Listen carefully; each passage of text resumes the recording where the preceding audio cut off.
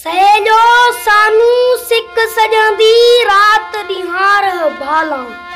कोठियां ते चढ़ कांग उड़ाया पल पल पेंदी फाला दुखा सानू दुख दिते ते वल वल सुख संभाला हमल हुण महबूब मिले हमल हुण महबूब मिले मुख वे खाते दुख टाला दम दम दिल को दूर दुकांदा पटियां प्रेम जा पर्दे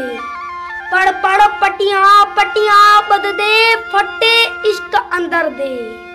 बाह विरोधी भड़का कीता सोज कनू पे सर दे हमल हरगिज मूल न मुड़दे हमल हरगिज मूल न मुड़दे चाड़ जही वन चढ़ दे दुखिया दे सुध दुखिया नू दुख के दे पेश न आवन दुख मारन दुख कारण ते दुख पट कलेजा खावन दुखिया दे पट दुखिया नू भी वल वल दुख दुखावन हमल हुण महबूब मिले हमल हुण महबूब मिले सुख आवन ते दुख जावन दुखा नू को दुख लगे ए दुख के वल आए दुखा सानू दुख दिते ते वल ते दुखा तन तपाए किथा एहे दुख न पन्ने हिन किया दे जाए केडू मन में दुख दिते ते केडू दुख विहाए या रब तू गत राम उनानू दुख जिना लाए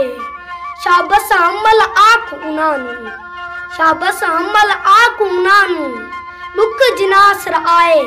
ते चमचाए सिकाई ता सुख गए दुख वल वल देवन दिखाली नूनू दे विच सिक सजन दी जाए नहीं का खाली ए दर्द फिराक कनू का पलक नहीं कुछ पाली हमल हमल है सुख सायत साजा नाल जानी गड जाली या तम तावंज वेख सजन को सारी सिक लहे सा सिक को सट उठाए ओसा वलना वेखण वेसा रात दिया खुशहाल ओसा सुम सुखी नींद करे सा इने न जातम वेखण विचू वल भी सिक विहेसा सीने दे विच सिक न मावे किथा सिक संबेसा हमल जोदम जींदा होसा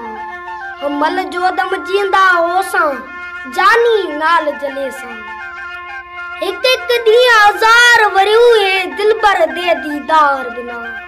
एक शायद भी 100 साल बराबर रूप तेंदे रुखसार बिना वित नहीं रखेंदे सद सुनन दे गोश्त ही दे गुफ्तार बिना हमल को उन नहीं मिठा कुछ हमल को उन नहीं मिठा कुछ मोब मिठे मन ठार बिना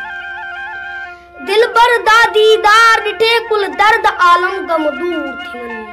पूरा परियां दे कुसन सब चटपट से चकचूर थिवन मानू जिन जनावर जुमला मस्त मलक मखमूर थिवन हमल दे हर बेत मौजा हमल दे हर बेत मौजा मुल्के विच मशहूर थिवन मुल्के